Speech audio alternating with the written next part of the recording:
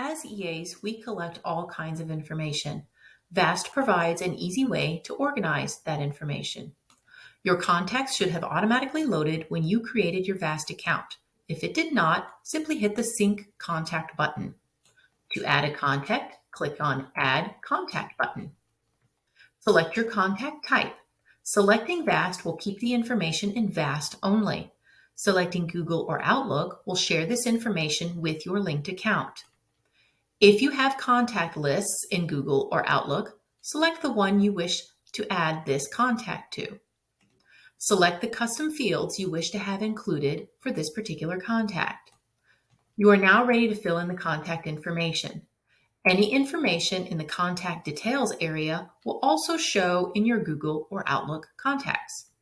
Fill in any information you have as it best suits your needs. When all updates have been made, hit Create Contact in the top right corner. Voila, your contact has been added. VAST was designed to be easy and quick. Using our contact custom fields will help keep all of those details organized for you and your executive.